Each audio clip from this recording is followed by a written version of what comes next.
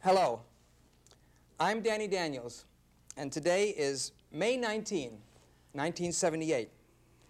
And sitting with me to discuss tap dancing and some dancing in general is the noted choreographer, dancer, teacher, my friend, Louis DaPron. Hi, Danny. Hello, Louis. And thanks so you. much for coming today to participate in this series that we're doing on the oral history of tap dancing. Mm-hmm. And being a great tap dancer, I'm delighted that you have given us your time today. It's my pleasure.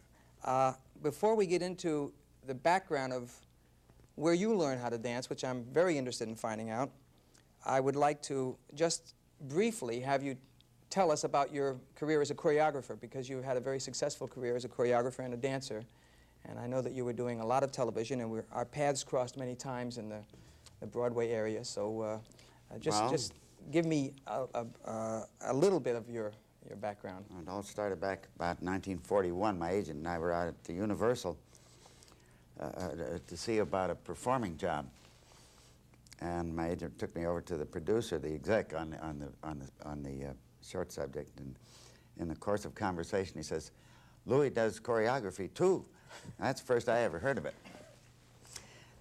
And that's here in California. Here in Yeah, right over at Universal. And the producer said, "Well, we must use him sometime." Now, we didn't think much more about that. Then I was assisting Leroy Prinz over at Columbia, a real great movie called Go West, Young Lady. And I was helping Ann Miller with her routines under Leroy Prinz's supervise. Mm-hmm. Dance supervision. director, yeah. He was the dance director. Right. I was the assistant. Some man stuck his head out the door and said, "Why are you doing all of his work? Why don't you get your own movie?" I said, "Well, why don't you give me one?" He did. And I got the pleasure of meeting Ruby Keeler and doing some routines for her as my first credit. Oh, wonderful. Was that another picture? Mm-hmm. Yeah, a different movie. Uh-huh. But that was my first credit, and after that I subsequently did quite a bit of work at Universal, during the course of which I did some work with Donald O'Connor, which the studio liked, and the public seemed to like it too. I was very happy about that. Did you teach Donald? Did he study with you? Formally, no. But if you count the hours and hours of rehearsal that we did, I did compose all the dance routines and did bring Donald along, as it were. He was a buck and wing dancer and wound up to be quite a stylist as well. Mm-hmm. But I only did the things that he did on television and at Universal. I did not do that wonderful make 'em laugh routine. I think Gene did that, didn't he? No, Donald did that. Oh, he did? Yes, I didn't know I'm pretty that. sure Donald did that. He told me later that he just used all the jokes that we had used with he and Peggy Ryan as a team, and just replaced Peggy with that dummy. And I know we did. We did that thing where he threw the dummy over the sofa. Yeah. He did that live with Peggy. Oh, that's funny. I didn't know. That's We did that marvelous. live with Peggy. Uh-huh. And many of the things, I didn't know that he could twist his face this many when the thing hit him in the face. Yeah. We hadn't run into that, but I did a movie sometime before Singing in the Rain called Feudin', Fussin' and Fightin'. I remember that title. Uh-huh. And he was supposed to be a prisoner in a barn with nothing but he and his shadow, and of course that was the number we used, me and my shadow. And I thought how frightening it might be if the shadow did different things than he was doing, and that if he tried to run out of the barn hard enough that he could run right up the wall and turn over. Oh, yeah. And his brother Jack taught him that trick. Was his brother older His brother than Don? Jack, yes, his older brother Jack taught him that trick. It didn't take him very long to learn it. He just says, he was kind of droll. He'd just say, "You better throw a little harder next time, Donald." So you won't land in your head. Yeah. So anyway, I went along from there, and I did quite a bit of work with Don. I was under contract there at Universal 4 years. You did a lot of teaching out here. Were you teaching in those years or just choreographing? No, just choreographing at that time. I did teach a little bit during the war years for a friend of mine who was in the service, who had school, and he was in the service, and I was too old already. In the 40s? Yeah. Oh, come on. Louis. Yeah. They decided they wouldn't take anybody over 30. I was already 32. But no, I was unfortunate I couldn't serve my country. I was fortunate to be able to stay out of the service. I don't know which way to look at it. Well, you were busy enough anyway, doing a lot of dancing and a lot of memorable pictures. So anyway, we went from Donald O'Connor and Universal. They began an association with Perry Como in New York City. When he switched from his half-hour show to an hour show, I was the choreographer on that for 5 years. Yes, 5 years you did that. And came back, did some more work with Donald. I used to commute weekends from New York to put Donald's act together for Las Vegas. Yeah. Oh, that's incredible. And we could go on and on like that. Yeah, well, that Smothers Brothers show, Jerry Lewis, you know. Right. Well, I know you've done been all that stuff. extremely active in the field of choreography, and we could now talk about your background. How did you get started? Where did you learn how to tap dance? And I know you have told me your father was a dancer, and that's extremely interesting. Well, I was born at my folks' dancing school, so from day one I was hearing music. I don't know if that's any good or not, but it is the truth. Well, it does help, I'm sure. And then there were, 2 or 3 years, I don't know what, we weren't in a dancing school. Where is this? You were born where? Hammond, Indiana. Indiana. And I picked up some knives and forks one day, and I started beating on the plates, and my dad, instead of saying, "Stop beating on the plates," he says, "That boy's got rhythm." And the next day I had a set of drums. That's the truth. And Was your father a professional dancer? yeah, Mom and Dad did a dance act. I did a couple of dance routines in it. This is after the war now. After that Hammond, Indiana, then there's a gap, during which I learned a couple of dance routines. I have no recollection of learning them. Did those, played the drums. I was the boy drummer at the time. I played melody. That, hit the cymbal, Louis. That, okay, Mother. That, you know, that's the way I played drums. But they did a dance act and they did a toured dance around act in and vaudeville? we toured around Really? in vaudeville. And was your dad a good dancer? Dad was good for what he knew. It's hard to relate now how good my father was. He had one good teacher, I know, and that was George Primrose. Now, that was a very informal thing around a newspaper office. George Primrose, I must tell anybody that's looking at this, was considered the epitome of dance stylists of his era, and I think was a model for many of the great dancers that followed. What year was Primrose in his height? Well, in the 80s, I guess. That far back? That would be about, he was about 28 years old then. Ah. I read a book once that gave the date of his birth and demise, and guessing how old my father was, he told me that when he was a young man, now I gather that he was between 12 and 15, somewhere around in there, that he was an errand boy on a Springfield, Illinois newspaper. He ran errands, brought in coffee, sandwiches, whatever it did around the newspaper office. And the George Primrose would come to the newspaper whenever he was in town. He would come to the office to take care of his publicity. So what do? You be nice to the kid. So George showed him how to do the essence step one day, or one trip through, and the next trip through town he showed him the back essence step. And that's about it. So I said he had a very famous teacher. Well, that is a famous teacher, But my you lord. know, George Primrose was a legend, and he's written in most of the dance books surely mention him. But Dad's complete capabilities, I just don't really know. Did he teach you in yes, your at youth? first. And then you studied where after? I remember some of the old steps Dad taught me. If we get up on the floor later, I'll show them to you. Okay, don't forget, I want to see that essence step too, the George Primrose. Well, I think every child that takes dancing in the United States does it. But I don't think they know it as the essence, because I know when you showed that to me first, I never knew that was called the essence, and that was an interesting piece of information for me. Oh, I see. Yeah. All righty. Where were we? Oh, subsequently after my dad, who did I study with? Your early training as a dancer Well, it after was, your father. When the dancing school got to making a little money, Mother and I went back east to New York, and I studied with a man in Chicago, Tom Sheehy, who had a school out here later on. And we went to Ned Wayburn's. Oh, you did go to Ned Wayburn, Yeah, because that was Fred Astaire's early. Oh, was it? Yes. I didn't know Yes, that. it was. Billy Newsome was one of the teachers, and Mackenzie. I don't know those names. I forget Mackenzie's first name. He taught me soft shoe dance. Now, where is that now? That's still in New York? That was at Ned Wayburn's. In New York, uh-huh. They taught at Ned. Well, what year are you talking about now? During about 1926, 27. 26 and 27. Around in there. Because Ned Wayburn's studio was still in existence in the late 30s, and I think he went out of business in the early part of the Second War.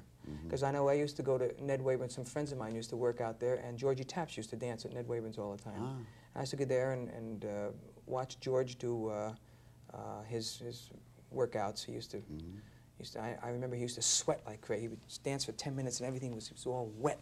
And that impressed me because it really looked like he was working hard, you know, and he was, but I'm a non-sweater. I can dance for 2 hours and I just got little beads of perspiration on my head and it doesn't look like I'm working. Oh dear, I'm starting to perspire just sitting still. Well, these lights are hot. Well, we're going to do some, have you do some dancing if you will afterwards, but we're now in the 20s. You were studying at Ned Wayburn and you got your tap training there at Ned Wayburn's. Yeah, that there, and from Mr. Sheehy in Chicago. And then during the fall, winter, and spring, Dad let me have my own class, 1 or 2 classes, and I'd dance in front of the other classes that he taught. And one year I was standing in, Sammy Burns came in later, 2 or 3 years after Ned Wayburn's. And I'll never forget Sammy's studio. There's an acrobatic lesson going on, a tap class here, a private lesson down there. And Sammy would answer the telephone and carry on a conversation while the elevated train went by.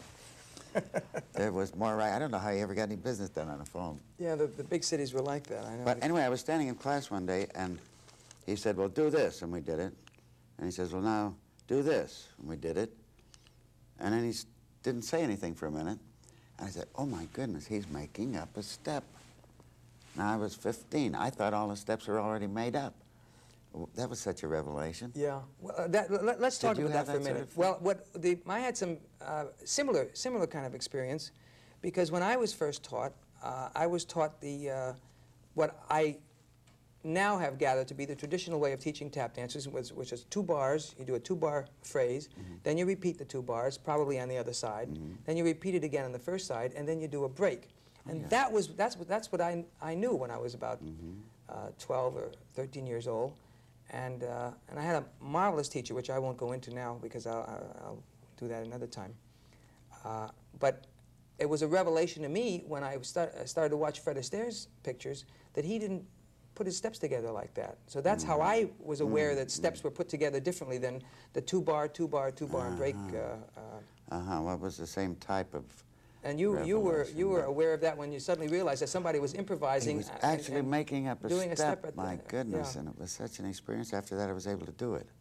And you because started you to do it take yourself. 1 of this and 3 of that and 2 of that. You could shuffle them up in a hat and pull out the things from one hat and numbers from another, and you could make a dance routine. Now, did you? I'd like to ask you about how you learned the first time step. I mean, did you learn a time step when you first learned?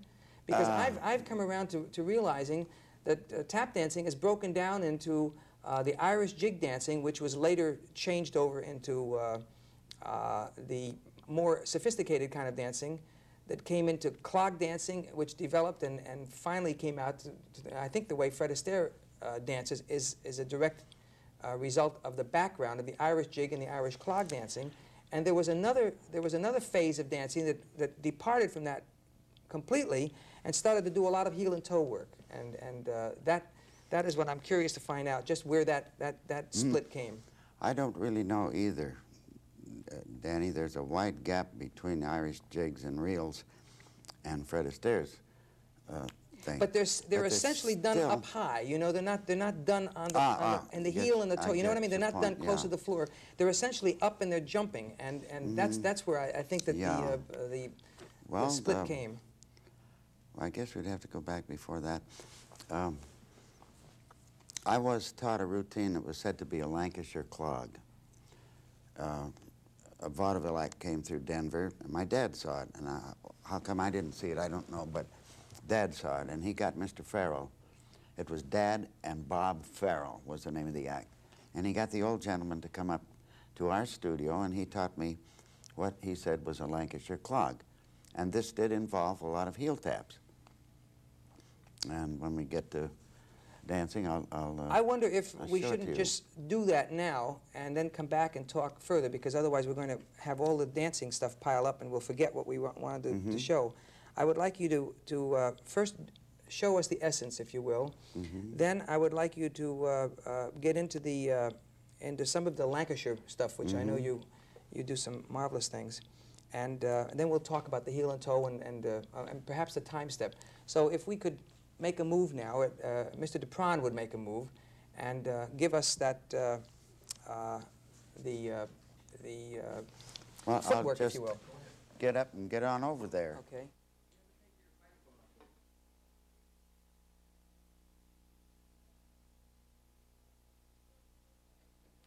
And what were we going to do first? Some of the Show the essence, what's called the essence.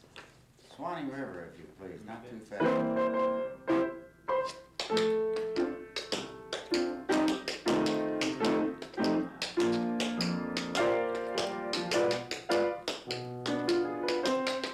Now that's the old soft shoe, it's soft shoe, traditional soft shoe step. Good, and that. Then the second trip around, I remember. I know that as a soft shoe, That was the step. essence step. I have a friend who says it's Virginia essence. Uh-huh. Who's done, the man that wrote Carry Me Back to Old Virginia. It was not Stephen Foster. Carry Me Back to Old That's Virginia. right, it was somebody else. And at one time had an association with Primrose, and I think he called it then the Virginia essence, or the essence of Virginia. Mm-hmm. And they did the back essence. Now that was before the turn of the century then, you're talking? Then I don't know, I guess it was. Well, you said Primrose was at the height of his... He was about 28 at the time I talked about when he came to see my dad. And that was in the 80s and 90s, huh? Mm-hmm. Now, what about a time step? How did you learn a time step, and what was it called? Oh, a man came up to our dancing school one day, and he said, what, got some problem? You were talking. A little louder. Oh. A man came up to the studio one day and asked my dad if there were any lessons that he might give, you know, for money. He was a gypsy. Right. So he asked him to teach me, and he taught me the time step, the first time I knew the time step.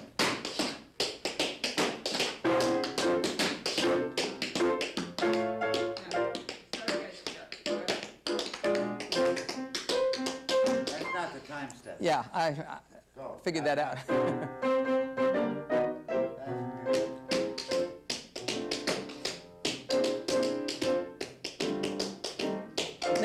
Now, first you did it on the flat of the foot, then you did it on the toes. Now, do you have a distinguishing? I would say that's two different ways of doing the time step. Right, but you don't have a different name for each one of them. No, I have the name that Sammy Burns used, that he called the one with the stomping an offbeat time step. I don't know why. I'm going to have to go over there. I'm making a move now, as you can see, so adjust your microphones. This you called an, incidentally, Harper McKay sitting at the piano here. The time step has got to be a 1, 2, and 3, and 4, and 1. And if you put the 2 on the beat, it goes up, yeah. That's it.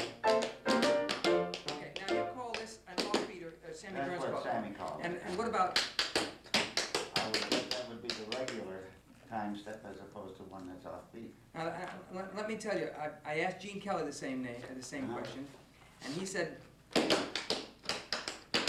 calls that a standard time step. Where are we? And he calls when you do. Let's see. He calls that a triple time step. You call That's that what a I call it. I don't call that a standard. The first one, I call it a single. single? That's what I call it. And a double. And a triple. And a double triple.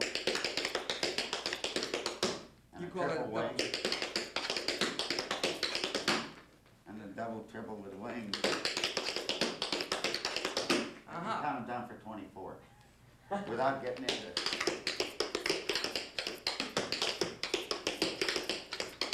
Kind of a time I've never known that as a time step. As a kind of. But it's got the Yeah. same Yes, it is. lilt, so. Right. Okay. Let's see. What else did I want to ask you? I want to Well, cover we all had of talked these. about Lancashire. Oh, the Lanky, yes. Now, I know you have some marvelous, I'll just step out of the camera here. And I know you have, I'll put this back. And I know you have some Lancashire steps. And just tell us about the Irish and the Lancashire steps that you showed me in the studio. Well, this has no relationship to any of the Irish dances. Oh, I don't know how to describe the music. And I can't sing. I refuse to sing. English country music? Yeah, play a little and see. Very good. Lightly and politely. I think it's 32 bars long if we were counting in American time. All right. That's in two, isn't it? That would be. Better go a little faster.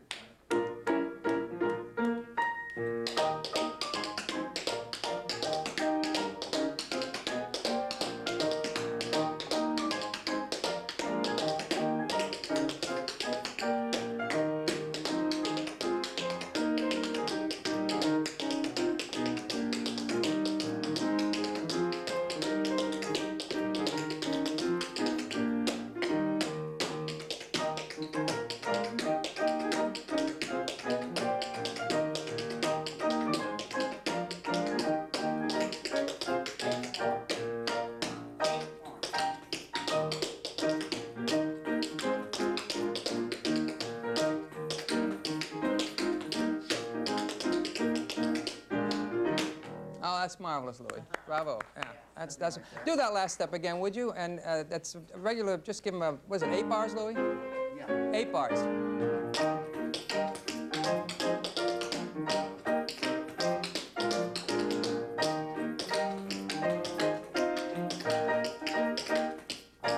Oh, that's wonderful, wonderful. Now that's Lancashire. That's what was taught to me is Lancashire. Now clog. Lancashire clog is English clog dancing Right. from the northern. I think the northern part of England. Is that what it's I don't know, supposed wherever to? the woolen mills are. Yeah, that's the north. That's up in what's that city up in Northampton, where we were in England? It's the north. It's just in the border there. Now, what about the Irish jig? Well, it goes, the jigs are in 6/8, and the reels are in 2/4. What about? I know that you have a couple of really marvelous reel steps, and I think you showed me a wonderful jig step too. Yeah, I didn't did you? show you a jig step. Well, what Dad used to do was in 6/8. I guess you can't beat the average bushman. Yeah.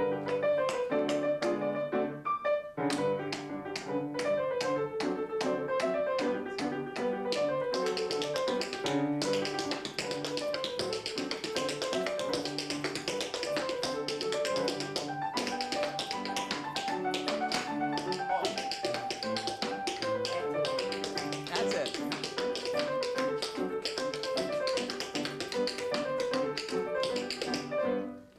Oh, do that again, and would you just play stop time? Would you, Harper? Some kind so that was. There, that's it.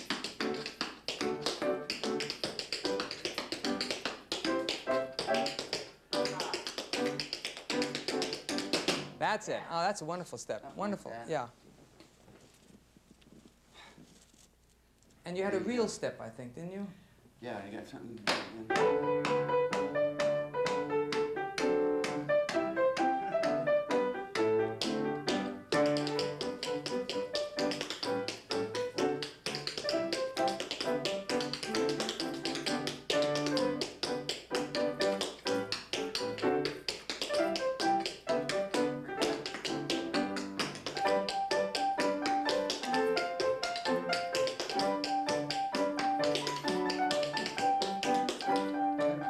I'm glad you have the same problem, because I go crazy trying to remember steps. You got about 8,000 steps in your head, and you're trying to remember them all the time. Got it?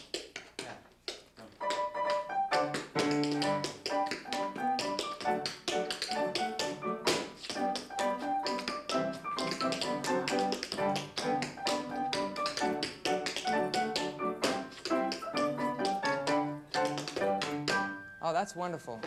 That's wonderful. Now, is how old is that now? Is that real old, or is that something that you picked up in the more recent past?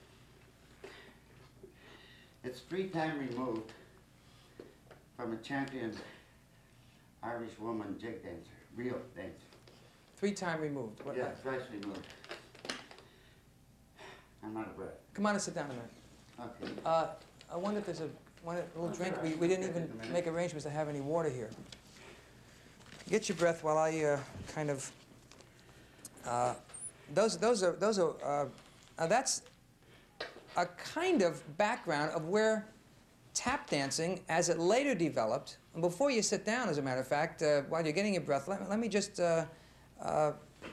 give a capsule of what I have been able to gather with this conversations that I'm having with the different tap dancers and some of the books I've read, that this dancing that you just did, the reel and the jig, is the origin of American vaudeville dancing, which was developed in the 20s from after the end of World War I, and developed with the addition of jazz and ragtime music, so that the tap dancing started to change. But that's its origin right there, I think. Anyway, that's the. No, well, that's.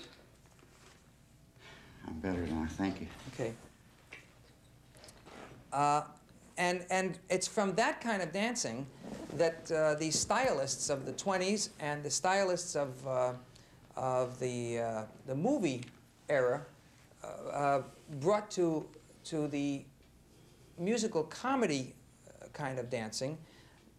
And from that dancing, from the reel and the jig dancing, a whole new school of tap dancing developed in the 30s, and that was really close to the floor heel and toe work, with cramp rolls and that sort of thing. Now, I noticed you did some heel work in that, in the traditional, Yes, well, traditional reel, and but the cramp roll and the use of the heel and toe, the Eleanor Powell's kind of school of what she sort of popularized, took tap dancing into another category entirely. And then later on, of course, we added all of the body movement to it. And well, we got the beginnings of heel drops or heel cramps, do we have whatever. a Kleenex over there, something for Louis? I'm all right there. Just Do you a have a matter of handkerchief or breathing. something? We didn't make it. We didn't think we were going to sweat or anything, but yeah, just bring it over and hand it to me. Thank you. Here you Yeah, go. thank you. You got the beginnings of heel work in the Lancashire. Yes, yes, and I'm surprised to see that, because I wasn't aware of the amount that it was used, but you did some Quite a bit. Yes. Quite a bit. Now, those weren't straight up and down or the flap type of cramp rolls. First, I was aware of that type of cramp roll was in Bill Robinson's work. He did a lot of straight up Yes, and he down did, four-tap cramp rolls, Right. doodly bob. And the next thing after that was John Bubbles. He stuck a flap in the front and a stomp on the end and it made a great rhythm. See, now, I never saw John Bubbles at the height of his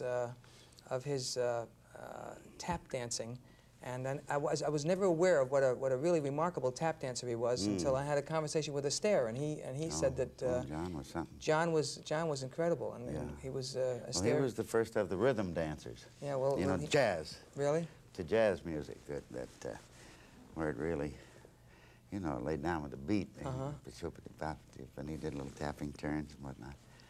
Well, then there was there were a whole school of black dancers that he must have been kind of the granddaddy of then, wasn't he? The Honey I would Coles, the guess Cozy so. Coles, the Well, that- Baby Lawrence, and Well, Baby, I guess, was the one. He was the latest, you know. Somebody discovers it, and other people embellish. But I've got an album of Baby dancing that's incredible. what Really? It does. I'd like to hear that. I've never. I I didn't even know there promised was you one. a tape, and I never got it to you. Well, we'll get together on it. Did you see John Bubbles dance at when Yes, the height I of his, did. I was. Oh, I forget how old I was, but I was in my very formative years, you know, and it just. on the stage? You saw him in yeah, front of a live audience? and Buck and Bubbles at our Orpheum Theater in Denver. Oh, really? Mm-hmm. And that's a long time ago. but it was really something. I saw Buck and Bubbles, but I just hardly remember. But I remember Buck was the little guy, played the Yeah. piano, and John Bubbles, of course, was the guy that did all the movement. When were you consciously aware of the changing styles of tap, that ballet was coming in, and that you had to start working with arms and so on? Because Well, with Fred, you know, I say, gee whiz, what's he doing? And you see that movie and you stay for the second show, you see the movie, go home and stay awake all night. And without realizing it was ballet or what, but my. the funny part of it is, Fred says, and I'm going to quote him, he says, "I'm not a tap dancer, you know."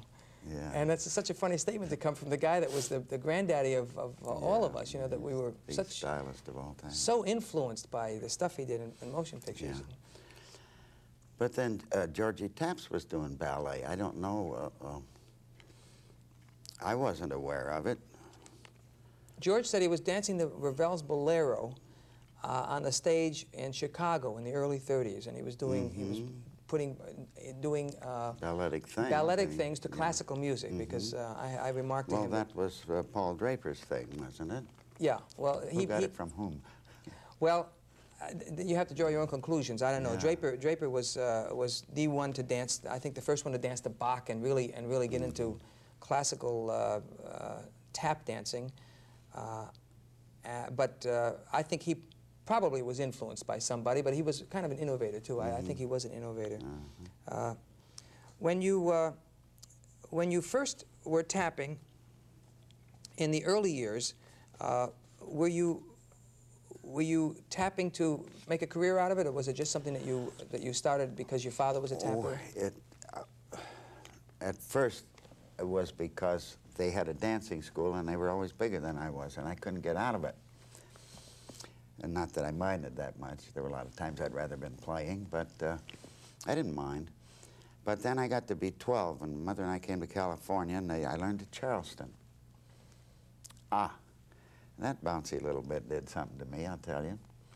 And I guess it must have been right after I was 13, that same year after we got home, that man came by with the time step. It must have been then. That was out here then? No, we were living in Denver. Oh, that was in Denver then? Mother had two sisters here. I see, we I see. visited. And I see. Everybody was doing the Charleston out here in 1925. Uh-huh.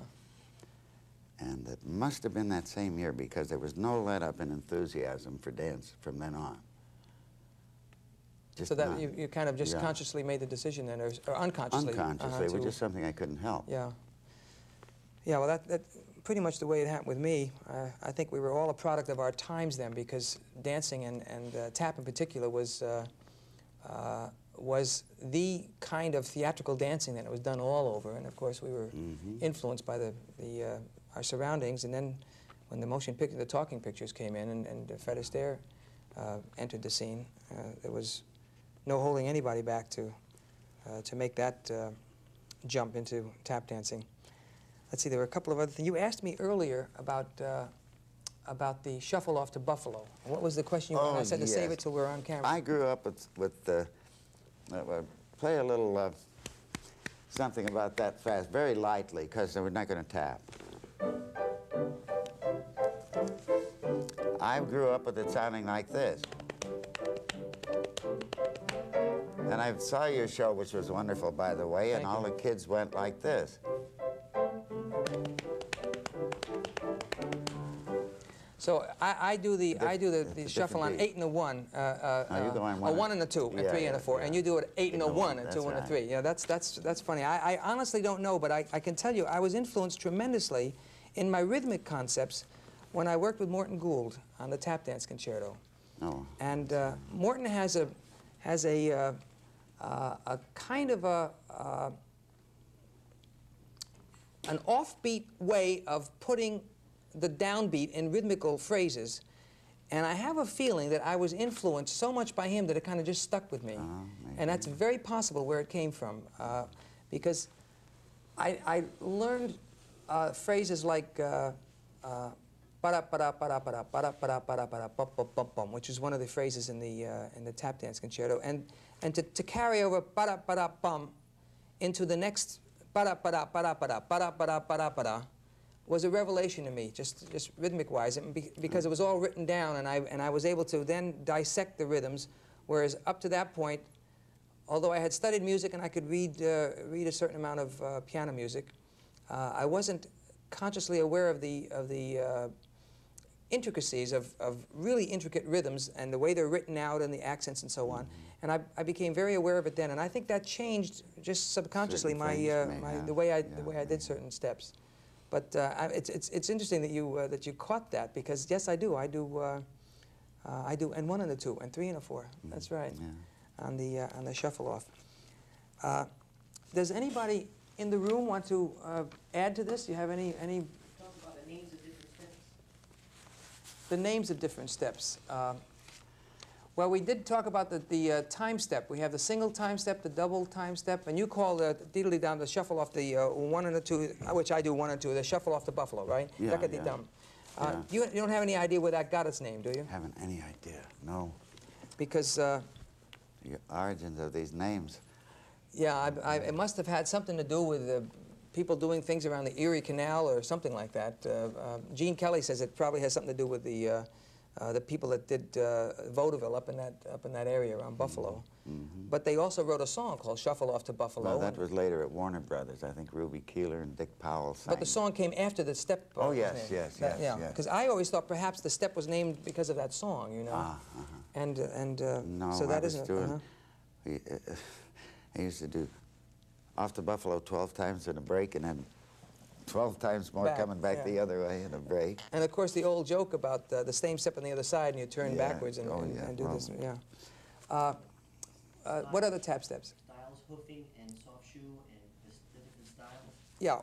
What about the styles of tap? Like the soft shoe.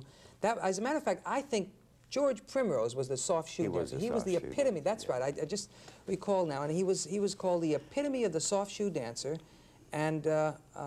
Soft shoe dancing literally was soft shoe dancing as opposed to hard I shoe would dancing, guess wasn't it it? was, yeah. I think that most of tap dancing with noise was done in clogs. It was clogs, and taps weren't invented until the till turn later. I don't know after the when they turn of the came out. century. Well, I'll tell you, I asked this when I was talking to Gene Kelly, and he said he knew the man who put the first tap on shoes, and his name It was Haney. Haney.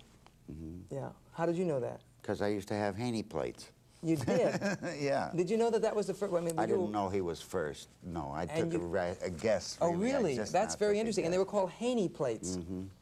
Ah, well, Gene said that he was the one May that well made a be. metal thing to put on the shoes because he didn't like the way the wood sounded. He had wooden taps up at that point, and he made these plates, and then he had brochures and started to sell them and manufactured them. And the later styles of tap, when the ballet movement crept into it, how did that affect your? Did you just kind of assimilate into that into the ballet? Yeah, at first I did a couple of things that were easy for me, and I never was much of a turner. I don't turn well. I don't pirouette well. But I did learn to do certain things athletically, not technically. I would be dangerous if I taught ballet. It would be literally dangerous. A menace, yeah. Yeah. But athletically, I was able to perform, you know, ceases and double air tours and whatnot. Great for a lay audience, but But the pros not knew, for a huh? ballet Yeah. audience. Well, but you did that as a result of the changing times, though, when you saw Yes. that the tap dancing Yes. was going to start to do more things with the body, and you couldn't just Oh, yes, yeah. dance from the waist down, so that you started to study the big tricks anyway, so you could Yeah, put some them of in. the things.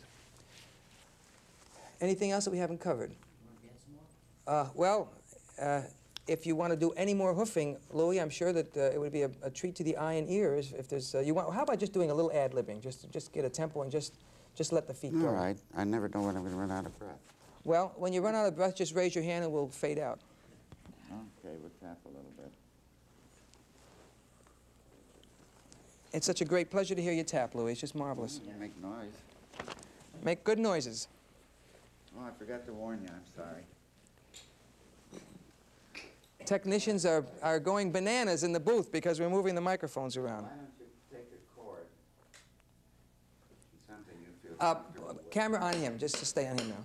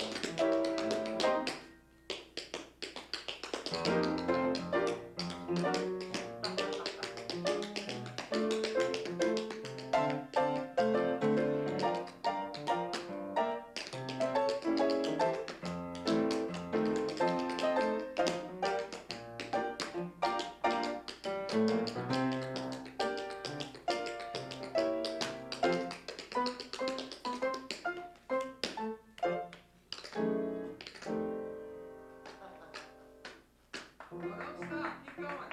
Another chorus, come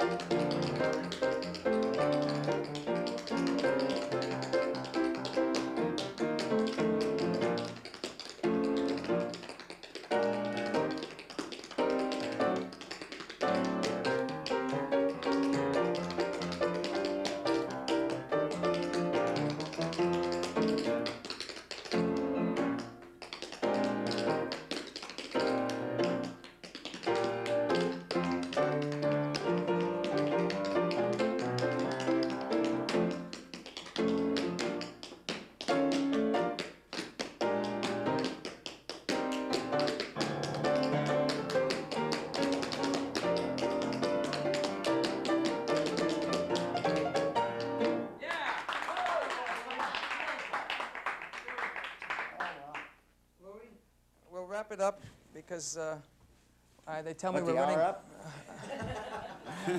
They tell me we're running out of tape space, Running out of tape, okay. and I appreciate you coming over today and giving Extreme us pleasure, Dan. Thank your beautiful dancing and all of your background. It was really a great pleasure for me, and I'm sure for everybody here and the people that watch us eventually. Thank you, Louis DaPron, and we'll wrap it up. Thank There's you the all. light over there.